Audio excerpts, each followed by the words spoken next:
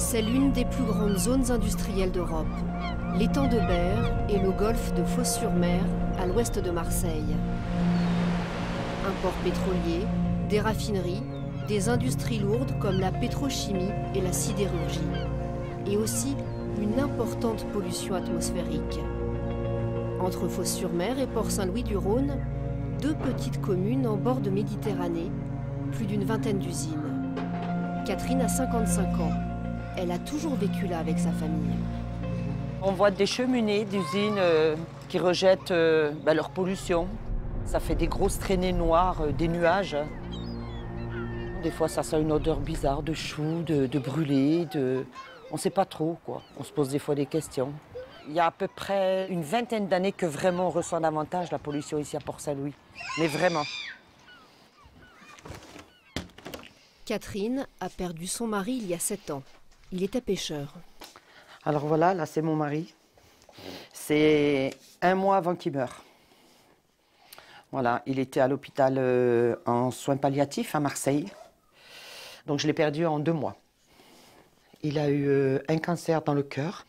Il avait des cancers dans les reins, 5 tumeurs sur chaque rein et le cancer dans les poumons.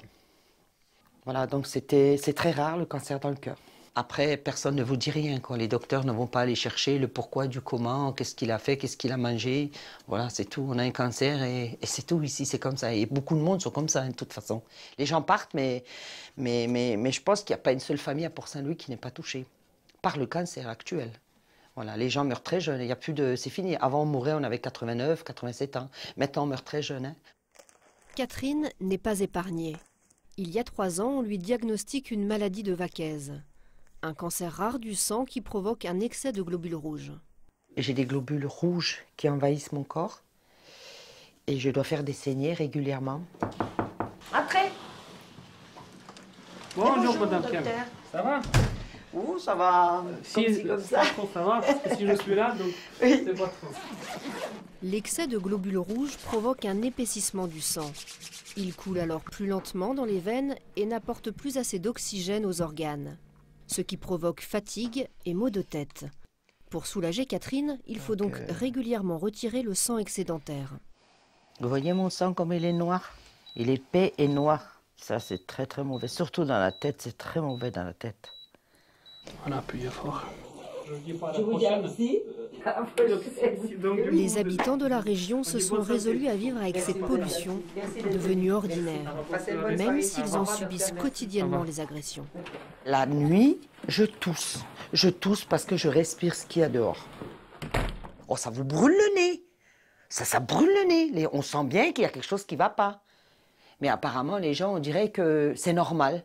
Bonjour, c'est pas bonjour, comment tu vas, c'est bonjour, comment va ton cancer maintenant? Mais à qui le dire? Comment faire? Faire quoi? Parce que vous pouvez parler entre vous, vous dites à votre voisin, mais après, qui peut dénoncer ça? Nous, on est tout petits par rapport à ces gens-là. C'est vrai ou pas? On est tout petits, nous, hein? La population est démunie face à cette situation alarmante et une étude financée par l'ANSES a confirmé leurs craintes. Publiée en janvier 2017, elle explique que dans cette région, il y a 2 fois plus de cancers qu'ailleurs en France. Depuis les années 70, les usines se sont multipliées, se rapprochant sans cesse des habitations, sous le regard impuissant des élus locaux. La mairie de Fos-sur-Mer a ainsi vu s'implanter 13 sites industriels dangereux, classés Seveso. Voilà, la ville de Fos, c'est tout ça. 7500 hectares consacrés à l'industrie. L'incinérateur de la ville de Marseille, Lyondel-Basel, Camoine. Ici, vous avez le quai minéralier, on voit la couleur, c'est de la bauxite. Ici, vous avez ArcelorMittal, plus grand que la zone urbaine. Un terminal méthanier, air liquide à côté. La raffinerie Esso. Les premières habitations sont là, on est contre, hein. On est à quelques centaines de mètres. Ces usines sont une manne d'emplois pour la région. Le maire souhaite les préserver, mais pas au détriment de la santé des habitants. Depuis de nombreuses années, il alerte en vain l'État, unique décideur des implantations industrielles. Depuis 15 ans, on réclame une étude épidémiologique, on réclame un cahier du cancer, On réclame un état d'imprégnation des populations. On nous répond qu'on peut dormir tranquille, que tout va bien. Eh bien non, tout va pas bien. Et chaque fois que quelqu'un est malade, il dit c'est à cause de la pollution. C'est peut-être pas ça, mais c'est peut-être ça aussi. On ne sait pas et on veut savoir. Que respirent vraiment les habitants? RPACA est l'organisme officiel chargé de mesurer la qualité de l'air. Dominique Robin, son directeur, nous reçoit dans l'une de leurs stations de mesure à Fos. Dans l'air de l'étang de Berre, ce que l'on retrouve, ce sont des polluants qui sont issus des combustions, des transports, de l'industrie. Donc on va mesurer par exemple les oxydes d'azote, les particules fines, les oxydes de soufre. Mais on va retrouver aussi tout un tas de composés qui émanent finalement des activités industrielles, ce qu'on appelle les composés organiques volatiles, c'est-à-dire les hydrocarbures en quelque sorte, qui font une particularité de ce territoire. Des hydrocarbures comme le benzoapyrène, mais aussi du plomb, de l'arsenic, du cadmium, du nickel. L'air est composé d'un cocktail de polluants mesurés par ces appareils situés sur le toit d'RPACA. Donc ici, on a l'ensemble de ce qu'on appelle les têtes de prélèvement qui vont aspirer l'air et qui vont ensuite être analysées dans la station de mesure qui est juste en dessous. En considérant les rejets des usines, le trafic routier et maritime et même les pesticides, des milliers de particules devraient être analysées. Mais RPACA privilégie les analyses liées aux recommandations européennes. Donc RPACA mesure près de 30 composés sur ce territoire, dans les particules ou dans les gaz. Assez paradoxalement, on est sur un territoire où on respecte les normes. Donc quand on regarde les demandes européennes aujourd'hui, l'étang de Berre, vu de l'Europe, est une zone qui respecte les critères. Si les usines sont aux normes, comment expliquer la mauvaise santé des habitants? Pour le comprendre, la ville de Fos-sur-Mer et la métropole de Marseille ont créé l'Institut éco-citoyen il y a 8 ans. Objectif, mesurer précisément l'impact des polluants industriels sur la santé des habitants. Le port de Fos, je crois, est parmi les plus grands ports pétroliers du monde. Julien Dron est responsable scientifique de l'Institut. Pour mieux connaître la composition de l'air respiré par les habitants de Fos, il a installé avec son équipe une station en plein quartier des Carabins, tout proche des équipements industriels. Cet appareil nous a permis de constater qu'on avait l'apparition de pics de pollution aux particules ultrafines d'une intensité souvent anormalement élevée. La provenance de ces particules, avec le croisement des données météo, nous montrait que c'était souvent issu des émissions industrielles. Ainsi, grâce à ces analyses, l'Institut a découvert que l'air de Fos était composé à 80% de particules ultrafines, les plus dangereuses pour la santé car elles pénètrent profondément dans l'organisme. Cet appareil va nous renseigner sur la composition chimique des particules, la matière organique, les sulfates, les chlorures. Quand on a des petits pics de sulfate comme ça, en général, c'est qu'on est sous influence industrielle. L'Institut éco-citoyen a donc prouvé que certaines particules ultrafines, dangereuses pour l'homme, venaient des industries. Mais avec plus d'une centaine d'usines dans la région, difficile de désigner un coupable. Alors, l'Institut éco-citoyen continue de chercher ce qui peut rendre les gens malades. En réalisant des prélèvements de lichen, ces organismes jaunes qui poussent sur les arbres. C'est un organisme constitué à la fois d'une algue et d'un champignon. Ces organismes n'ont pas de racines du tout, donc ils s'alimentent uniquement par l'air. Et c'est connu pour être du coup un indicateur de la pollution de l'air très performant. Cela fait déjà 6 ans que ces prélèvements sont réalisés.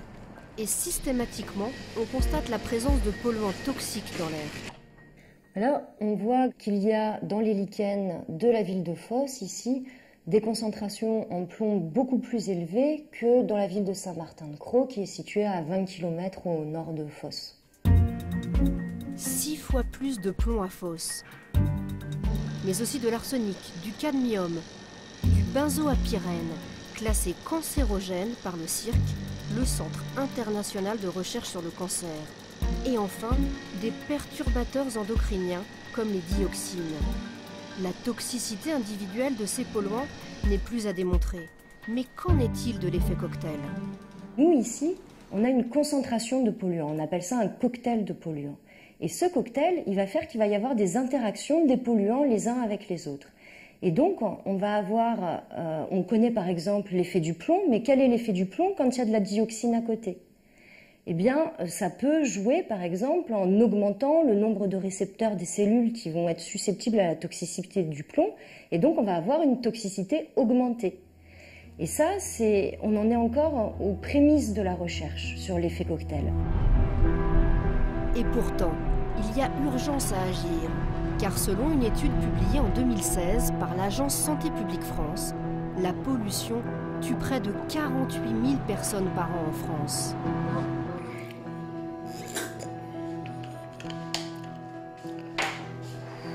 Christelle a vécu 40 ans au bord de l'étang de Berre.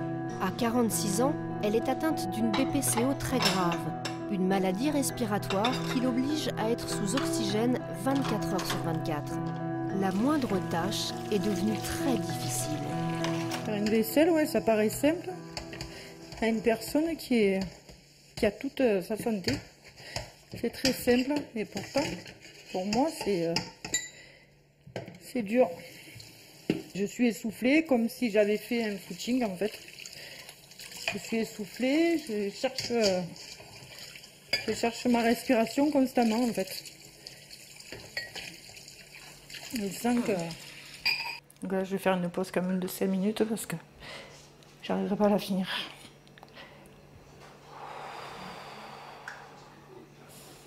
La BPCO est une maladie pulmonaire chronique et évolutive qui provoque un rétrécissement des bronches. Une maladie généralement liée au tabac. Christelle a fumé pendant des années, mais ses problèmes respiratoires ont commencé lorsqu'elle était très jeune. Vers 25-30 ans, on m'a dit que c'était de l'asthme. Suite à ça, j'ai fait un pneumothorax, donc j'avais 38 ans. Et après, donc les choses se sont aggravées. En juillet 2017, j'ai eu une grosse crise au travail. Je suis tombée à 70% de saturation, donc je n'arrivais plus du tout à respirer. Les pompiers, il y a eu la totale. J'ai été aux urgences. Ils se sont rendus compte que c'était une BPCO. Tabagisme, environnement pollué, combinaison des deux. Difficile de savoir pourquoi Christelle est aujourd'hui si malade. Les installations industrielles rejettent dans l'air un mélange de gaz et de particules. Les grosses particules s'arrêtent en général dans le nez, la gorge. Et les particules les plus fines vont jusqu'aux alvéoles. Elles peuvent justement traverser la membrane qui sépare les poumons du sang et de là être véhiculées sur l'ensemble de l'organisme. L'effet de ces polluants est d'oxyder les cellules, de les détruire, d'où une inflammation des bronches et des maladies comme la bronchite chronique ou la BPCO sont la conséquence de cette inflammation. Ça joue aussi dans l'apparition de l'asthme et surtout dans l'aggravation de l'asthme. Donc le fait de vivre sur l'étang de Berre représente un facteur de risque non négligeable pour voir apparaître ces maladies respiratoires. Christelle a un emphysème, une complication de la BPCO. Les parois de ses alvéoles pulmonaires se détruisent. À son âge, il est très rare d'arriver à ce stade ultime de la maladie. Alors, n'ayant pas d'autres explications, Christelle accuse les industriels. Bien qu'ils disent qu'il n'y a pas de retombées sur les personnes qui vivent à Fos, Martigues, etc., quand vous voyez un salon de jardin où il y a comme de la poudre noire, vous n'allez pas me dire que ça se dépose sur le mobilier de jardin et que nous, on ne le respire pas. Oui, j'ai de la colère. La hargne contre ça, c'est clair. J'ai la hargne. Mais qu'est-ce que vous voulez que... Moi, dans ma position à moi, je peux rien faire. Dans ma position à moi, je peux rien faire. Par contre, je peux dire, je peux crier haut et fort, stop, quoi. Arrêtez, il y a des gosses, il y a des femmes, il y a des hommes. Stop, il faut arrêter. Là, il faut faire quelque chose. Pour Christelle, la seule solution, c'est maintenant une greffe des 2 poumons.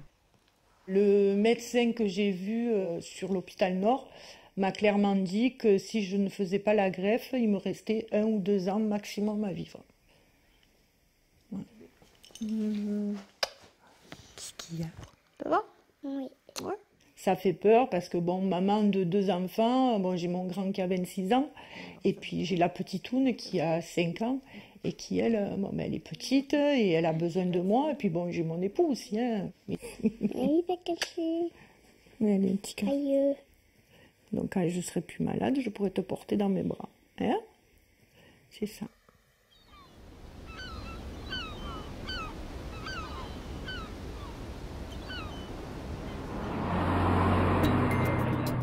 Sylvia Pietri est directrice de recherche au CNRS. Elle étudie sur les rats les effets toxiques de la pollution atmosphérique pour tenter d'en mesurer les conséquences sur la santé de l'homme. Nous avons reconstitué l'atmosphère que les habitants de la zone de fosse inhalent quotidiennement. Donc tout ce système nous permet actuellement d'exposer des animaux 1 heure à 2 heures par jour, et ce pendant les 6 prochains mois, tous les jours, à des atmosphères qui miment ce qui se passe dans le golfe de Fosse. L'air pollué arrive par ce petit tuyau directement dans la cage des rats.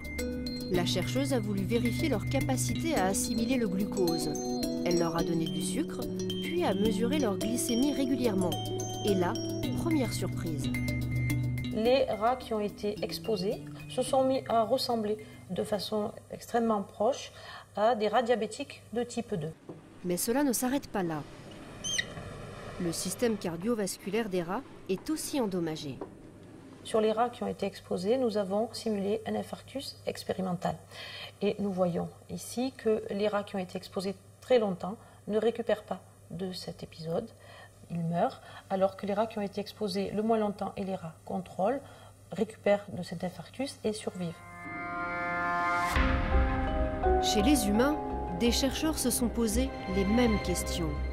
En 2017, l'étude Fosse-Epséal sur les liens entre santé et environnement a révélé chez les habitants de la région une augmentation des cas de diabète de type 1 et 2, ainsi que des maladies cardiovasculaires. Alors, simple coïncidence ou effet avéré des polluants sur nos organismes? Pour Marius, 67 ans, il y a peu de doute. Il a toujours vécu à Vitrolles, au bord de l'étang de Berre. Et depuis 20 ans, il fait des infarctus à répétition. J'avais 45 ans, j'ai fait 3 infarctus en 96. Ensuite, j'avais donc 52 ans, j'en ai refait un autre en 2003.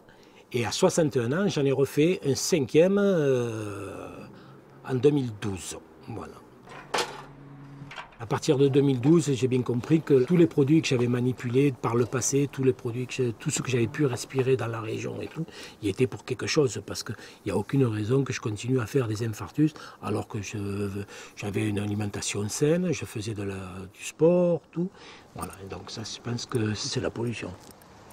Marius est suivi régulièrement par son cardiologue, le docteur Souvet. Voilà, allez, bougez pas. Hein. Et aujourd'hui, les résultats sont rassurants.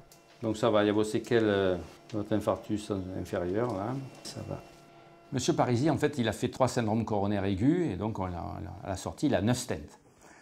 Et donc, il avait fumé un tout petit peu jeune, et puis après, une fois qu'on y a réparé ses premières artères, il s'est arrêté, tout était bien contrôlé, cholestérol dans les normes actuelles, pas de tension, rien du tout. Et puis, il a rebouché 2 artères. Et puis, 8 ans après, il a rebouché 3 artères. Nous, notre rôle, c'est que la maladie, on empêche de l'évoluer. Donc, on essaie de contrôler les facteurs de risque personnels, diabète, cholestérol, tout ça. Mais le facteur de risque collectif qui est la pollution, nous, malheureusement, on est démunis. Il y en a un petit peu, vous voyez.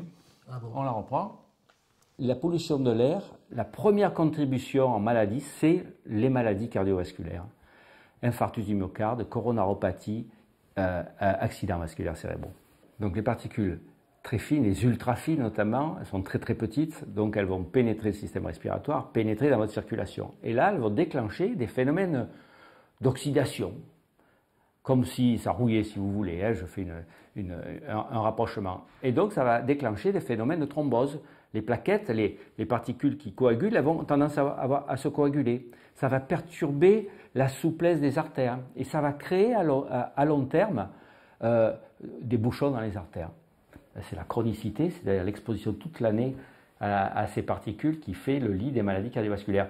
Et pas que pour les gens sensibles, hein, pour tout le monde. Hein. Moi, je me crois en bonne santé, mais elles me font du mal, les particules que je respire en restant ici pour vous soigner, M. Parisi. Merci pour votre sacrifice. La dernière, je crois que ça doit faire 2 ans. Et les Dopplers. Tout ce qui concerne l'atmosphère, je le subis pleinement. Et comment faire? à moins de se promener toute la journée avec un masque, et encore je ne suis pas sûr qu'il soit efficace. On vit dans une région où on a du travail, notre famille est là, donc c'est difficile de s'expatrier. Puis on ne peut pas tous s'expatrier dans les Cévennes ou dans le Larzac. Qu'est-ce qu'on irait faire? Donc c'est un risque qu'on accepte. On accepte. On est obligé de l'accepter parce qu'on n'a pas le choix, quoi. Choisir entre sa santé et son travail, c'est le dilemme des habitants de cette région.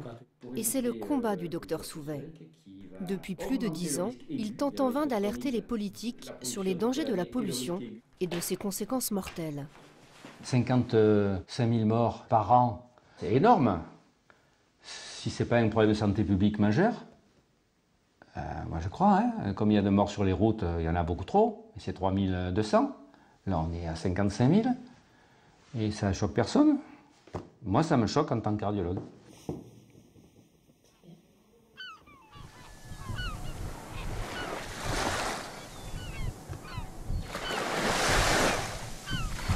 À Fos-sur-Mer, tout le monde connaît Daniel Moutet. Il se bat depuis plus de 16 ans contre la pollution du golfe de Fos.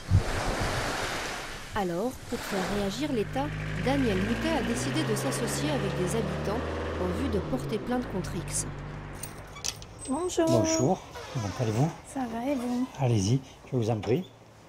Alicia vit tout près, à Marignane.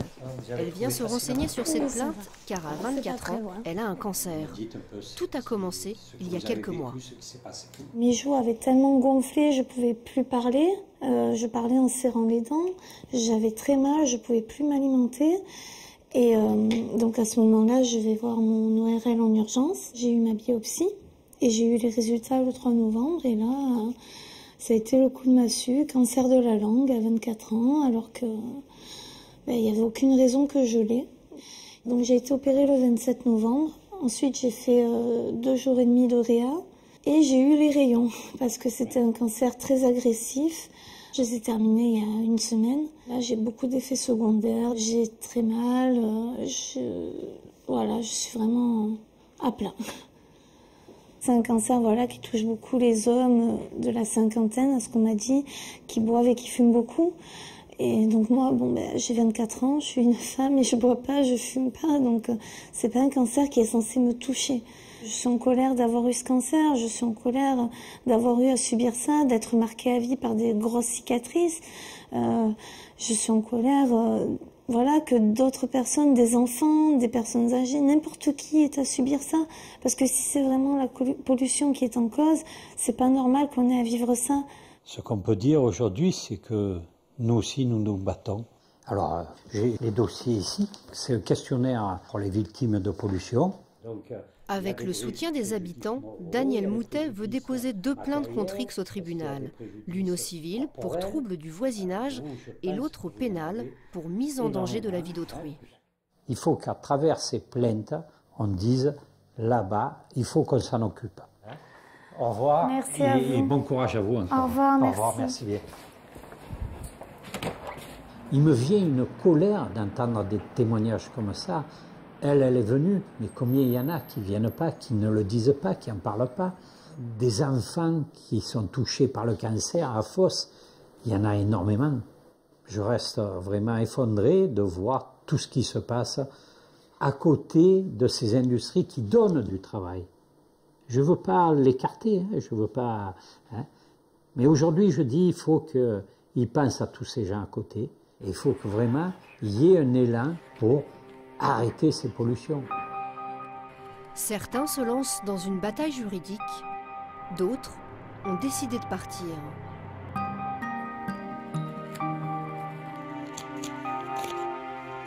Rim et son fils Milan vivaient à Berre-l'Étang. Ils ont dû quitter la région il y a quelques mois à cause de la santé du petit garçon. Au départ, c'était les rhinos, les bronchites, ensuite les bronchites asthmatiformes. Il toussait tellement qu'il vomissait tous les soirs. En décembre 2016, le médecin l'a ausculté, a vu que ça sifflait, elle a envoyé d'urgence faire une radio. Et je me souviens de la dame à la radiologie qui avait dit qu'il avait des bronches comme les bronches d'un fumeur. Tandis que l'état de Milan se dégradait, Rym a fait le lien avec la pollution atmosphérique. À chaque fois que les usines envoyaient donc leur gaz et leur fumée dans l'air, mais aussi quand il y avait donc des pics de pollution, les symptômes de Milan s'aggravaient nettement. J'avais pas d'autre solution que de partir. On va à la plage? Ils ont donc déménagé à Hyères, à 120 km de Berlétan, accueillis par la mère de Rym. Aujourd'hui, Milan va beaucoup mieux. Et même si Rym a tout quitté, elle ne regrette pas son choix. Tu es le petit bonhomme et moi, je suis la méchante et je vais t'attraper. Apporter toutes les preuves scientifiques des effets de la pollution sur la santé sera sans doute long et compliqué. Les habitants, les associations, les chercheurs demandent maintenant à l'État de se mobiliser pour protéger les futures générations. Une question de santé publique et de justice environnementale. C'est toi qui as gagné, tu cours trop vite!